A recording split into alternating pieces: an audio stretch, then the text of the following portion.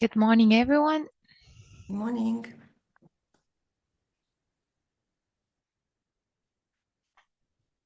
Good morning. I have some problems with my camera, and I have to open the link, not in my virtual desktop, but in the real desktop. So I will be back in a minute.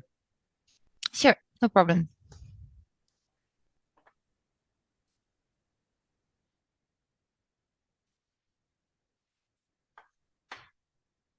Hello, Katharina. Nice to meet you. You're muted. Ha, what now? Sorry. Perfect. Hello, everyone, and welcome to the new episode of the webinar series for the Arcadia projects.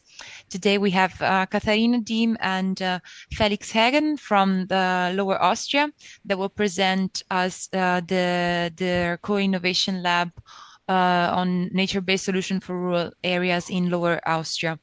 Just a couple of words for our presenters.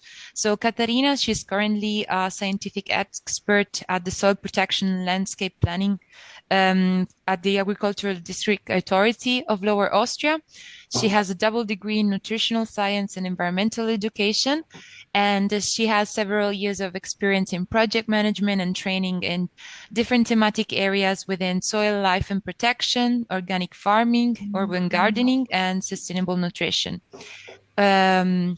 Felix, instead, he is a regional consultant and he's currently working in the Native in Garden project. He is currently supporting communities in maintaining and designing their green spaces in gardens in an ecological way. And he's also a certified tree climber, which I find really interesting. And I leave the floor to you. I wish everyone a nice presentation. I will just start with the introduction, if as agreed. I'm Alexis Sancho. I'm the coordinator of Package 2. I work for the Office of the Lower Austrian Regional Government, and I would just say thanks to the Work Package 6 team to give us the opportunity to bring you the state of things of what's happening in the context of our region and in the context of Arcadia. And of course, say thanks to Felix and to Kathy for accepting the invitation to bring us the insights of what we look forward to happening in our first lab. But before, let me just say some words, because this week we have been all in Austria and Central Europe been marked by the extreme weather episode that has been hardly hitting and the whole region and Lower Austria in particular within Austria. And yes, there have been some difficult days for everyone. The rain, the extreme rain has caused even a couple of fatalities also in Poland and the Czech Republic. And people are struggling with, in some cases, with overflooded basements. Like, for instance, our colleague Erwin Slesak from the ABB is not participating today because he's really diving at home to get water off of his basement. And yes, well, the biggest hope is to be able to bring this issue on the top of the social and media attention, because as it is demonstrated once again, it's a very serious issue. And yeah, let's hope that Arcadia can bring some boost because of these kind of events.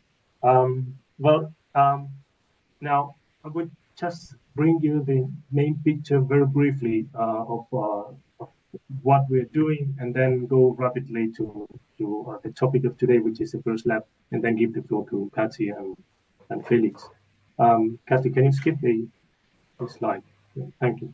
So as actually at this stage, everyone knows Lower Austria, located at the heart of the Central Europe, is the largest region within the country in terms of extension, the second largest in terms of population.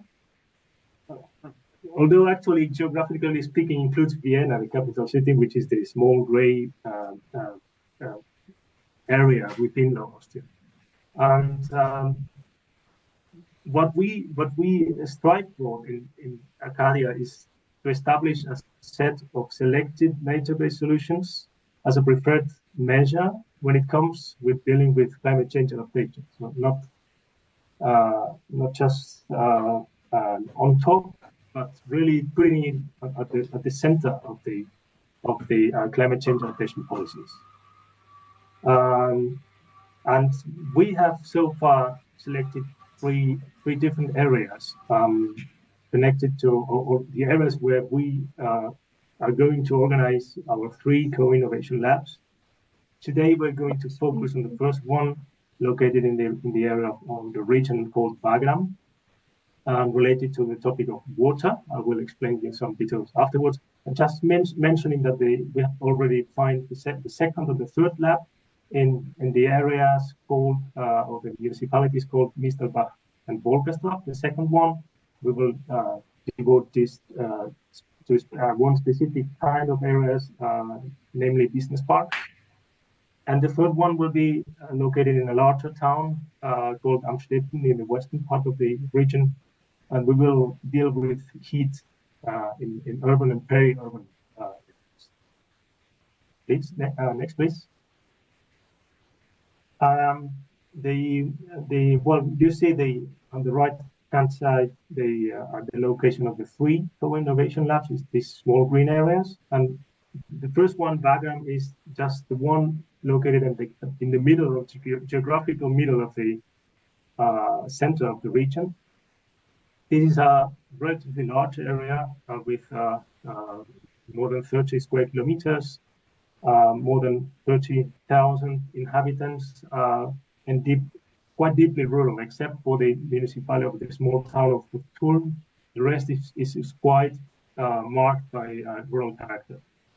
And an issue which is very important for us, which is enabling the whole work, is that we're working on the basis of the so-called climate change adaptation region CLAR, which is one of the, altogether almost 28 or 39 regions all across the region, and also in other provinces in Austria. And we could involve the regional manager, Stefan Chamutian, who is, I don't know if he's already participating, but he will participate in this meeting, and he will be able to participate in the discussion afterwards. And he is involved from the very first minute in the co-design of this laboratory. And the main topic again is water, and dealing with situations with too much, like these last days, or too less water, from extreme episodes, torrential rainfall, until longer periods of drought, and particularly focused on agriculture, and due to the rural character of the area. We're going to start in fall already, and the lab will take at least 9 months until summer 2025. Next, please. The last slide from my side is just to bring you more insights into what we're going to do, what are the objectives of this lab. The first one is to support precisely the climate change adaptation region to move from merely climate change indicators to highly effective measures, measures that should contribute to reduce risk, to exploit opportunities, and to generate co-benefits related, for instance, to ecosystem services.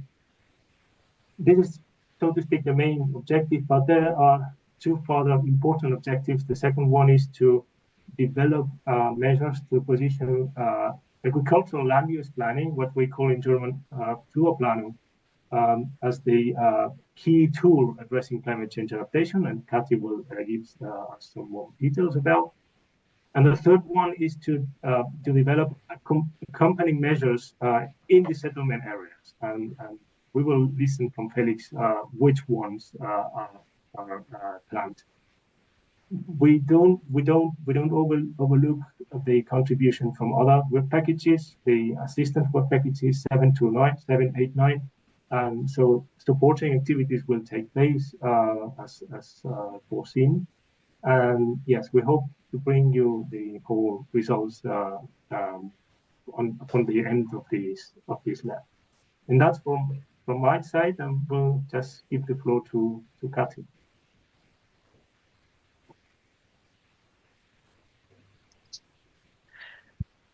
Thank you, Alexis. I'm going to give you a little insight of the nature-based solutions we found to be the most promising ones for the rural areas in Lab 1. And the first one is, like Alexis said, a tool we use called land use planning or Flurplanung, and where it is an agri-structural development plan, and I will introduce this to you. And the second one is a landscape element we call the multi-use hedge. We try to describe all parameters involved when it comes to the soil, to the water conditions of the landscape, what kind of agriculture is there, how big is the cadastre, the road network, and we either want to implement probable climate changes or natural habitats. Here you see types of soil in our Lab 1. It's actually Stetteldorf. And we have already done a landscape plan. And they figured there are plots of historic lands with prehistoric crab occurrences, so the natural habitats are either to be considered.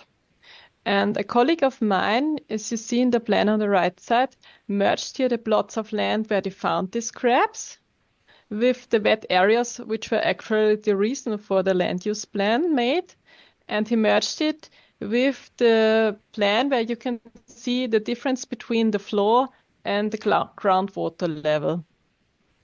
And options that might be a solution for these problems is this restructure of the arable land according to the soil conditions and the occurrences of the species. And you usually come out with bigger plots of land than before, which are either better for the modern machinery because they have a pretty small plots, usually in Lower Austria. And if you collect them together to bigger plots, you find space for ecological compensation areas as well.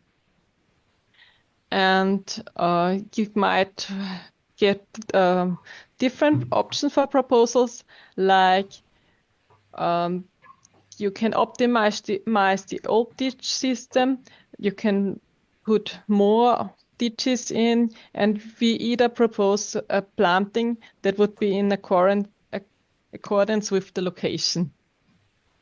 And we try to have create biotope networks through all over Lower Austria is a goal. The process of land use planning is that the Agricultural District Authority does the analysis and the proposals, but it's the decision of the client what solutions he's going to implement. And he can do it together with the Agricultural District Authority, like when it's about planting hedges or building new farm roads or the restructuring of the agricultural land. But there are either other departments of the government of Lower Austria that can be involved. And concretely, we are going to do a land use plan for Absdorf, which is one of the municipalities in the Klar region Wagram. And the second thing, we are trying to further develop the nature-based solution.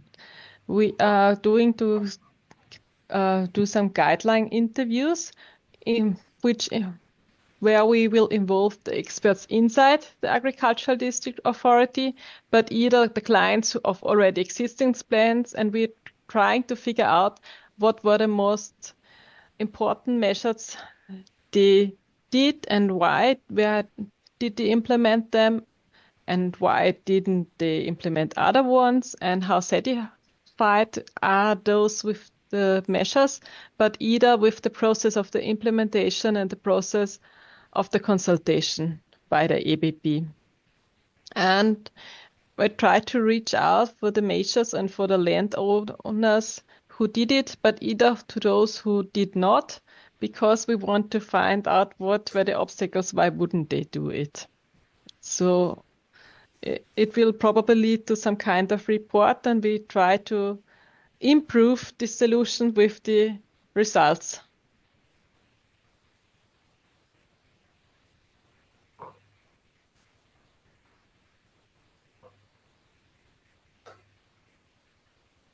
I cannot hear you, Kathy. We can't hear you, Katie.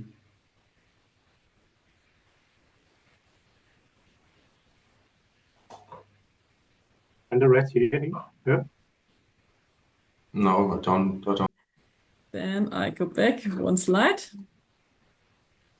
What you see in the background here is a multi-use hedge in Absdorf, but it's quite a young one. It's only 5 years old, but it has already had a big effect on the biodiversity, and even the nature of Absdorf has noted it and is now a big fan of hedges.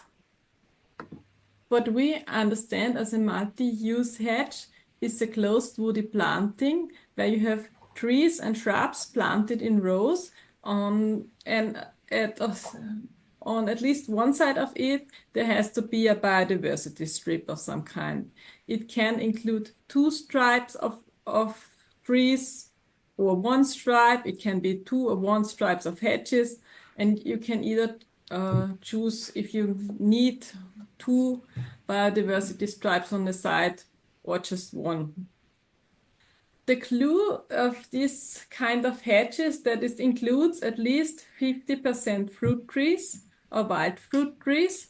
So it's not a windbreak hedge for the different, otherwise it's not a multi-use hedge.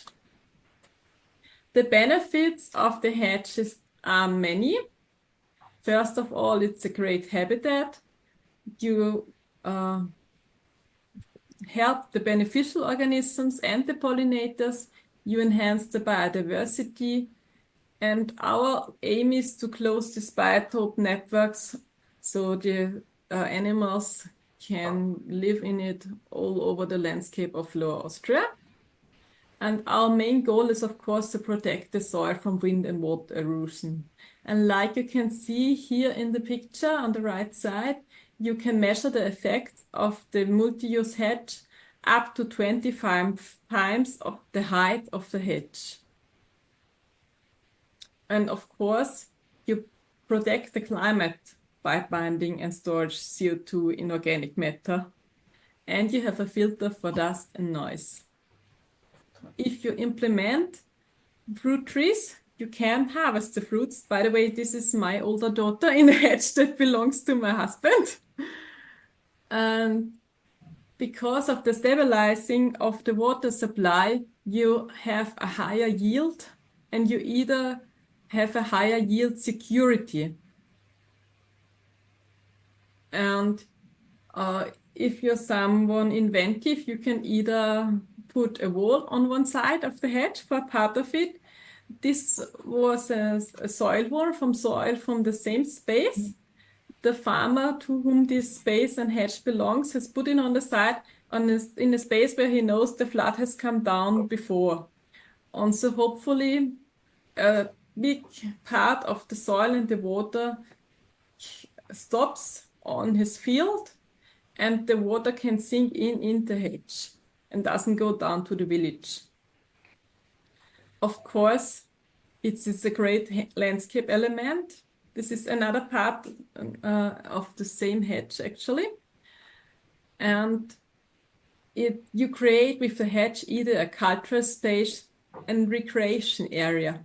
The farmer of this hedge is the one in the red jacket, and he either put some benches into his hedge so he can have a very nice break there, because in the summer it's cooler and in the winter it's warmer than outside. And the situation we have now is that we plant about 20 hectares of hedges per year, partly soil protection hedges and partly multi-use hedges. And because they do it since 1958, we have already reached more than 3,000 hectares of hedges in Lower Austria. And a main factor for the success of this solution is that Lower Austria has its own tree nursery in which they produce the 100,000 plants they need per year on average. And it's, of course, from regional seeds harvested in Lower Austria. The left side picture, I can put the mouse here. This is our tree nursery in Obersiebenbrunn.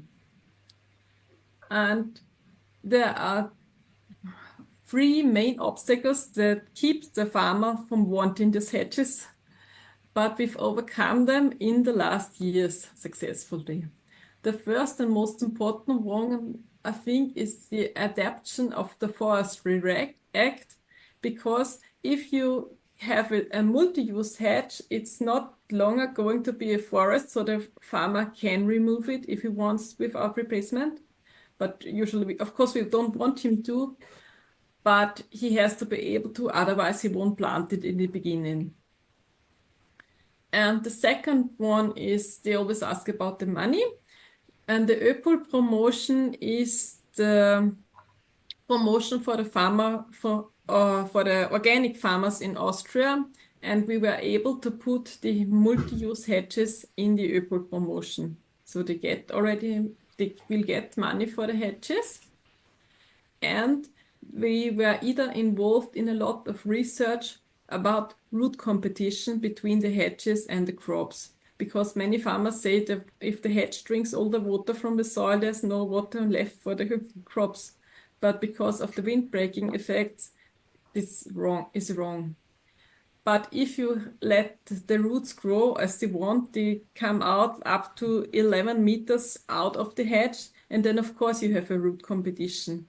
But if you do appropriate measures, like cutting the roots every few years up to 90 centimeter, you don't have the problem. You will have a little less fruit in the hedge if you cut the roots, but who cares if you keep the crops healthy? And the process of the implementation of the multi-use hedges is that the farmer writes an informal application to the Agricultural District Authority, and he gets a consultation and planning for free. We figure out the place where it's really going to be and the size, and try to find tree, shrub, and species that considerates the local requirements and either the needs of the farmer. Does he want to harvest something, or does he want the wild animals to eat the fruits? It depends.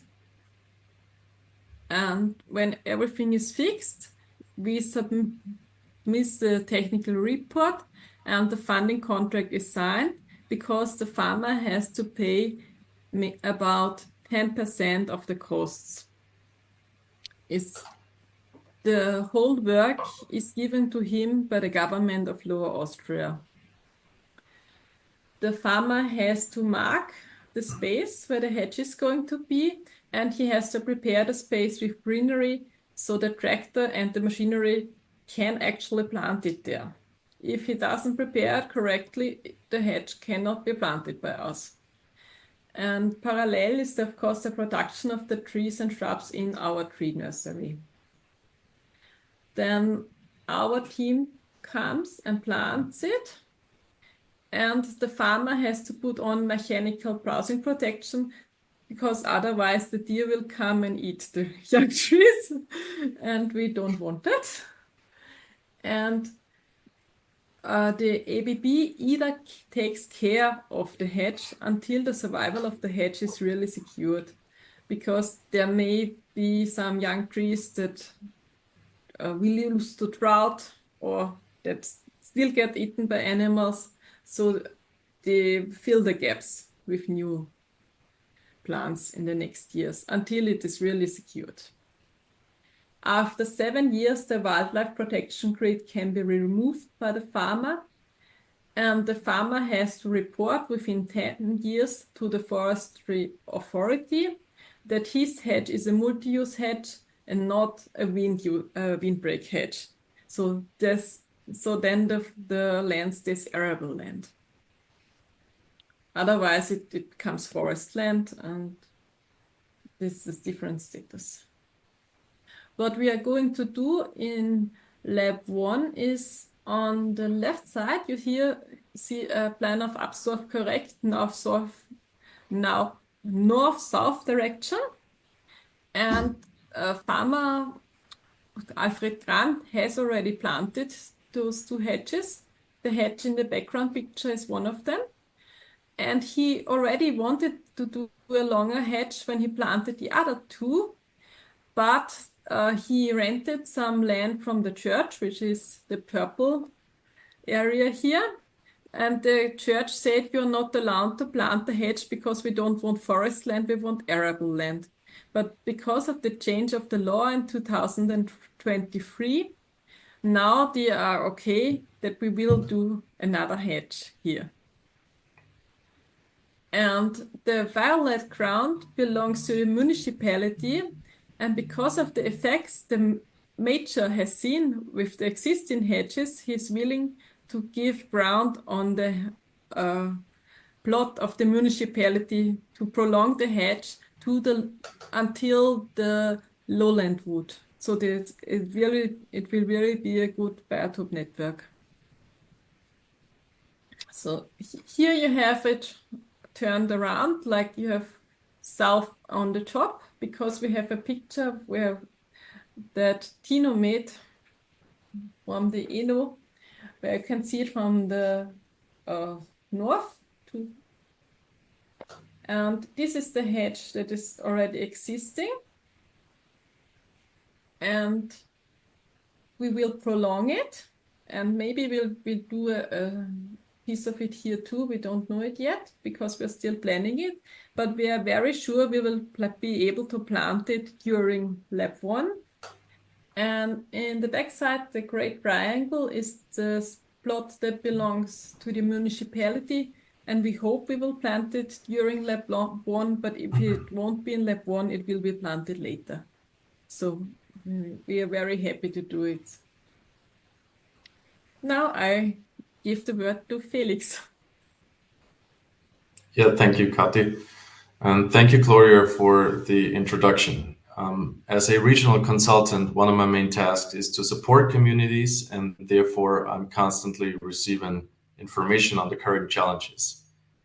One of the changes that's caused by climate change is the increase in heavy rain events, and therefore we've decided to pick the correct handling of rainwater, too much or too little, as our subject for this first lab.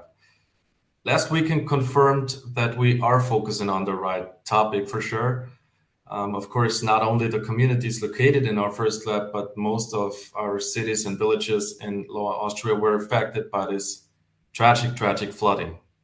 Certainly, other countries in Europe were affected as well. Next, please.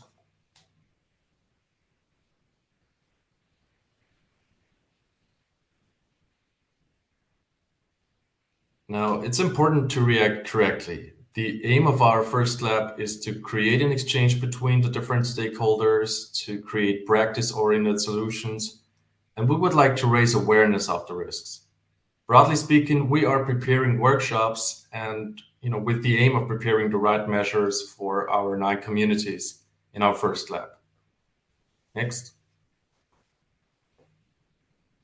Before I go more into detail about the individual measures that we want to present to the communities and the importance of climate change adaptation, I would like to briefly introduce ecological gardening. This is that's the name of the company that I'm working for at the moment. Ecological gardening is a movement of Lower Austria and has been in existence since 1999. So this year we're celebrating 25 years, which is pretty amazing. We support communities and citizens in the ecological design and maintenance of their green spaces and gardens. Next, please. In addition to ecology and sustainability, we do not use chemical synthetic pesticides or fertilizers, and we do not use peat. These three core criteria and other natural garden elements are our basic understanding of natural gardening and of working with the nature. Next, please. Now, especially in this group, we all know the effects of climate change, and we all know that there are plenty of answers to climate change. Fortunately, there are answers to climate change. So on the one hand, we have to adapt to it. This means we have to deal with the events that cannot prevent it in the right way. And on the other hand, we need to protect the climate. So we must do everything humanly possible to solve this biggest of crises in our time. Next, please.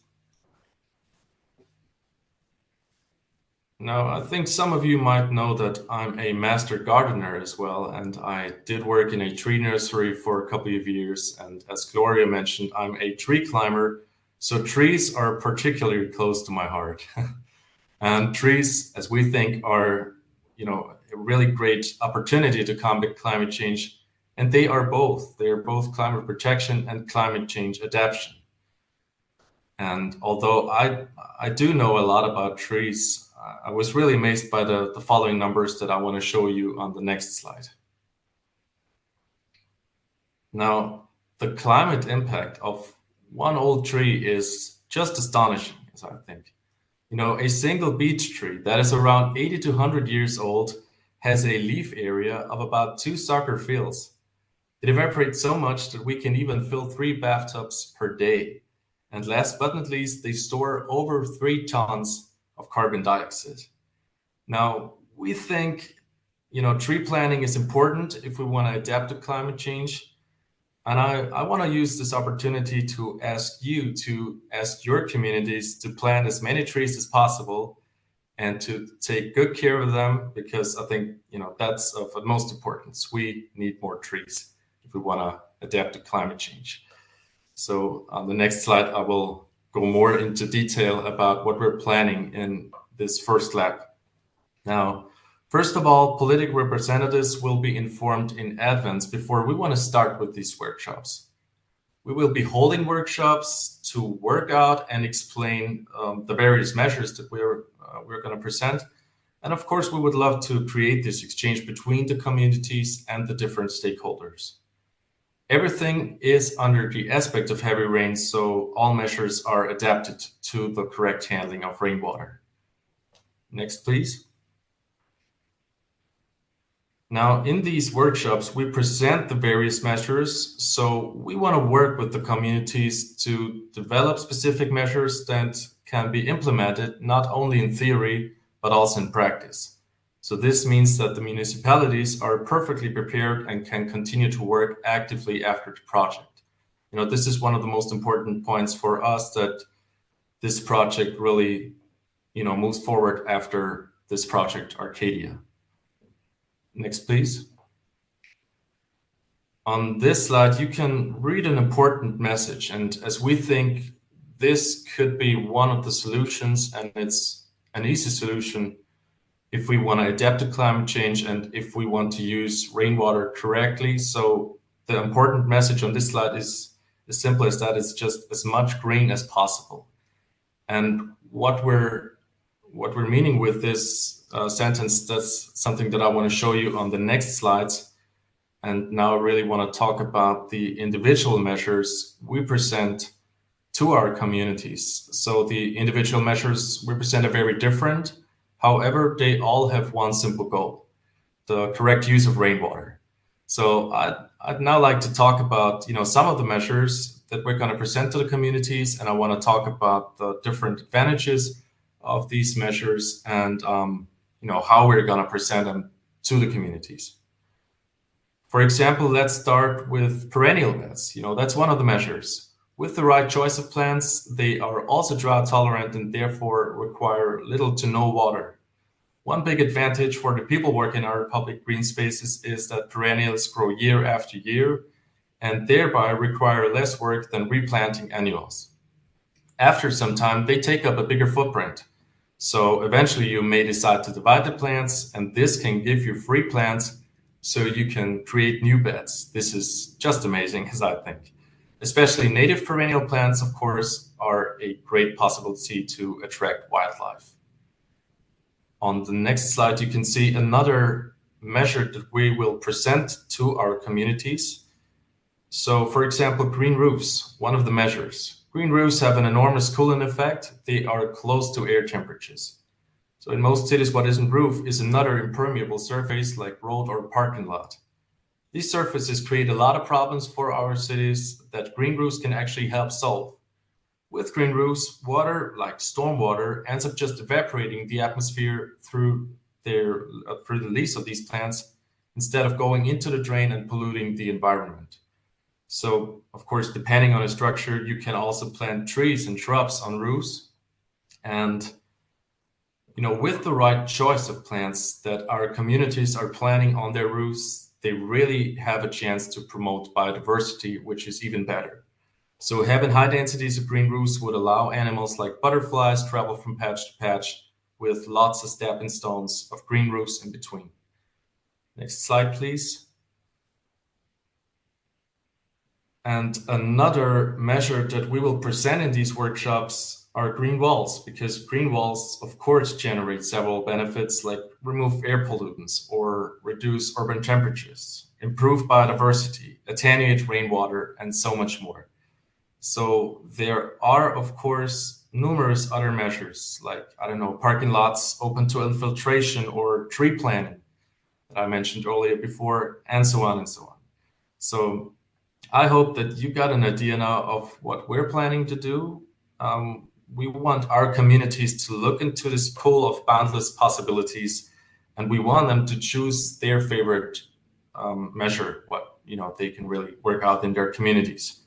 So all in all, I'm looking forward to our journey together, and I want to take the chance to say a big thank you to all of you for your work. And in case, as we all know, that this whole project continues the next years, in case we suffer from loss of motivation, I would like to remind every one of us that we all can make a difference. And therefore, I would like to conclude my input or our input with the following quote that you can see on the next slide. And, this was something that was said by Dalai Lama. So if you think you are too small to make a difference, try sleeping in a room with a mosquito. So thank you for your attention, everybody. Thank you for listening. And I'm really looking forward to our discussion right now. Thank you.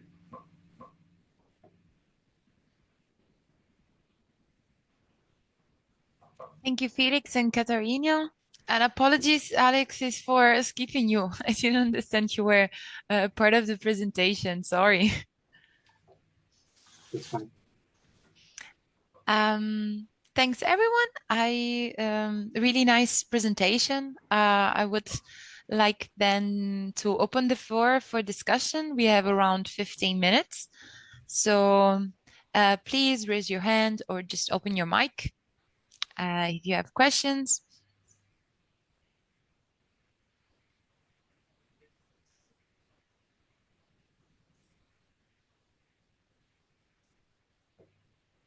I've seen someone talking. No. Well, I will break the ice then. I have a question for Katharina regarding the multi-use hedges. I was wondering, so the effectiveness for the biodiversity is it subjected to the fact that these hedges are connected to each other, or is it also one isolated can work? You usually do at least 1,000 square meter, you make immense effects with at least one hedge. Of course, you have it more beneficial if you do the network, but we do mainly single hedges because we do every hedge we can do. Yes, of course. And when I was working before at the Bioforschung Austria, and we made studies about bees, about wild bees on our land, which is 1.5 hectare altogether. And we had very structured areas, and we had on this 1.5 hectares, we had 3/4 of all bees that live in Vienna. So, and most of them were in the herb. So, if you give food to the animals, they come. Amazing. Thank you. Mosen, raise his hand. Yes, thank you. It was a very interesting experience. I really enjoyed every second of it. Thank you for sharing this interesting experience. And I like it very much because in a way that I see that the things are really needs to be started at the field level and at the very local level. And these are the changes that we are really looking for. My maybe a question that I have is, I would like to see how these, let's say, nature-based solutions are connecting to each other, and how do you see the future of these nature-based solutions as being scaled up and then even being scaled out and even being incorporated in regional development plan if you are really looking for a bigger change at a larger scale? I think speaking about those larger scale is not very close to us, but at the same time, when we are doing such a great jobs at the local level and smaller scale, but at the same time, looking at how it's going to be next step for scaling up and scaling out is going to be very important to us, as we are also looking at this transformational change which needs to happen from such a this level. So if you can also enlighten us about how do you see the next step, that would be great. Thank you. My idea would be we start with our lab, then we go up to all climate adaptation regions, and then through whole of Lower Austria. So step by step. And we try to always form a coalition of the willing. So if someone, and the others follow if there's someone who's going to be a pioneer. And the land use plan is one try of ours to get the landscape together, to bring it to the next level from one hedge to the area that works together. But the implementation can only be done step by step because we too have resources that are not endless. Actually, I saw that the farmers have been really fully involved in your experiences, but do you also participating them in the evaluation of the final results, and are they the advocate for such a work, discussing it with the other farmers in the region? I mean, not only from our perspective, from scientist perspective or those who are doing things, but the farmers, are they part of the evaluation, seeing the results? And did you see, or do you expect that they are going to be the advocate for this scaling out up with the other farmers in the region? I do hope to connect those in Arcadia because they have been very little evaluations. Even in the ABB, it's about 20 people involved because of the different aspects in the landscape planning. And they don't even know the outcomes of each other. and I really hope to do a positive effect and make a change with this working space of mine I got because of the project.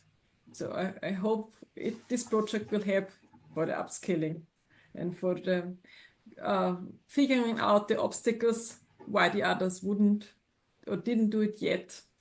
my husband, who is a farmer too, says the major problems with the multi-use hedges, that it would be best if your neighbor has one.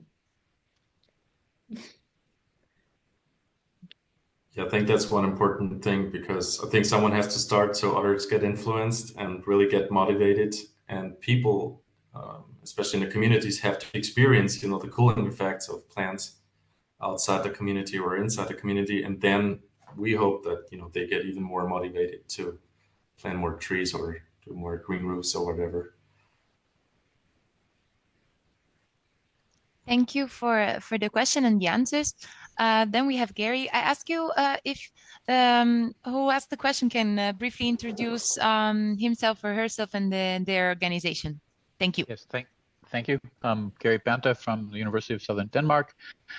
So I'm interested a little bit in how you will assess this collectiveness of the willingness, which I assume means that the projects will have different degrees of implementation and potentially different degrees of effectiveness. So I'm curious which kind of variables or observations or parameters that you could contribute to assessment. Is it water-related parameters? Is it biodiversity-related parameters? Because I'm very interested in how we assess this collectiveness of the willingness once it's done, because it's not a top-down process, it's a bottom-up. So any thoughts on what data to the synthesis will be coming out of your projects? Thank you for the presentation. Felix and, yes. and Kathy. Because one of the important actors in our regional partnership is GSV Austria, which is also today, Stefan Kimberger is represented today from the Risk Lab, and they are partners, regional partners, and they will conduct for all 3 labs risk analysis and what they call the consequences chain analysis of a given measure or solution. So we are going to focus in the first case on, as I presented already, in the rainfall episodes in droughts, and but for each one of the labs, the parameters will be different ones. For instance, in the 3rd lab in the town of Amstetten, the regional climate analysis will be undertaken. And yes, this is a role mainly for our geosphere partner, which is the scientific part of the consortium, so to speak. Yeah, I guess what I would contribute, and maybe also back to this idea of willingness and who goes first, is if you can also somehow document benefits to the first movers, I think it would be very useful. So ecosystem services or benefits to both the owner and the neighbor. But I mean, so reduction of risk is great and important, but also increased benefits, I think, is good to characterize if possible. Yeah, but thank you. Definitely. Yeah. Indeed, we also a way for documenting co-benefits too. Good, thanks. We do have some results from the CO2 that is bound in the hedges in the soil. We do have some results about the soil structure being more stable close to the hedges. I don't think there has been a lot of research yet about how many beneficial organisms will live there. I don't think I think there's room for more research yet. Good, thanks. Thank you. Then we have Paula for the next question. Hi, I'm also from the University of Southern Denmark, like Gary. We have a lot of similar problems, problems and ideas. So my question was, or is, as far as I understood, your farmers, they get a requalification of the soil to arable soil and not the forestry. But do they get any other incitements? Do you have some benefits that the government, for instance, grant them if they are willing to use these kind of nature-based solutions? And it doesn't need to be in the climate adaptation plans. It could also be in the water framework directive plans or the biodiversity habitat directive plan. Yeah, so that is one. And then another question is whether within your stories, are you addressing all these three plans that I have mentioned, or you are only addressing the climate adaptation mitigation within Arcadia and in your labs? And then, yeah, the last one you already answered because I had the same question as Gary. How do we combine the answers so that it has the same kind of meaning in different countries? That would be interesting.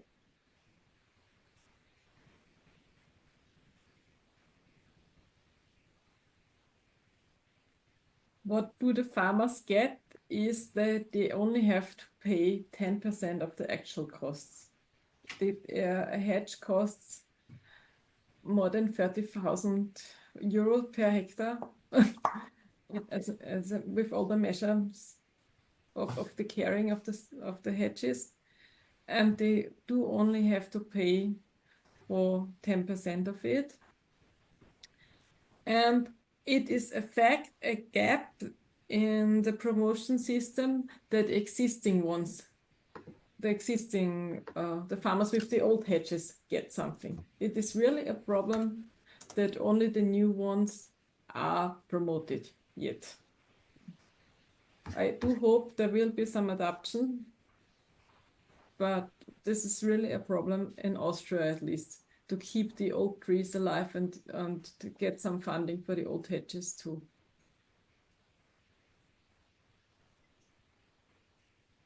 Thank you. There's one last question from Mosen. Not really a question. I forgot to introduce myself. I am Mohsen from Climate Geek, and just saying that I will be hopefully very soon seeing the Lower Austria colleagues and colleagues from Central Denmark for testing the transformational scorecard very soon. So hopefully we'll have the chance for visiting you in person very soon for testing the scorecard. Thank you. I can just briefly, Gloria, if you have 1 minute more, I can just perhaps go back to Paula's second question.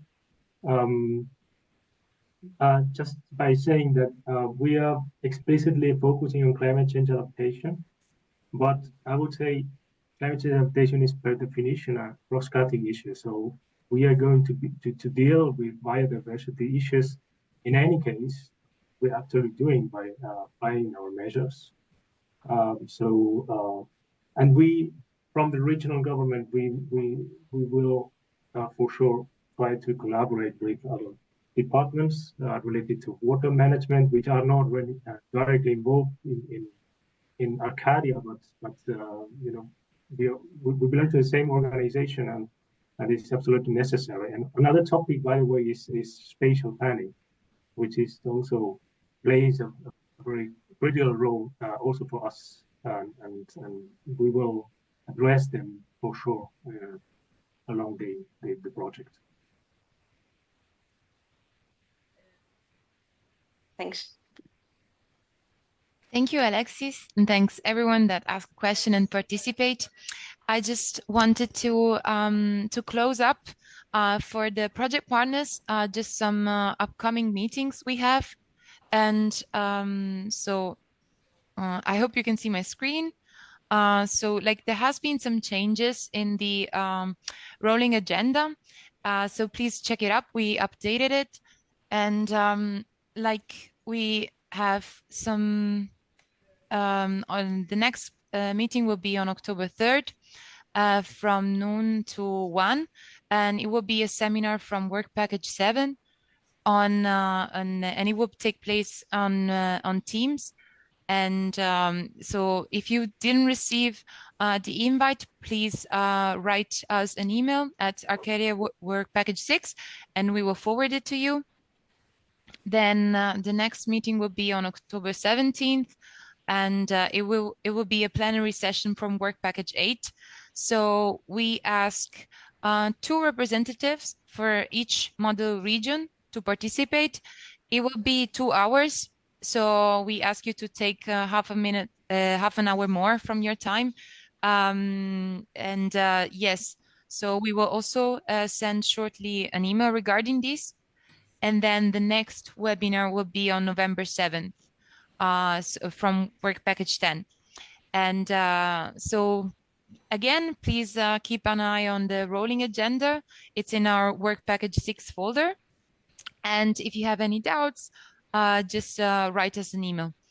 I want to thank again for the presenters for today and this participant. It has been a lovely presentation and really informative. And I think these meetings are like webinars are really good to keep the spark active. And I invite everyone to write an email to us if they are interested in further questions that now they didn't have the time, and we will forward it to them, to the presenters. And with this, I wish you a great lunch, and I see you next time, October 3rd. Thank you, Gloria. Goodbye. Thank you. Thank you. Bye-bye. Bye. Thanks you. Thank you. Bye. Bye. Yeah, thank you very much.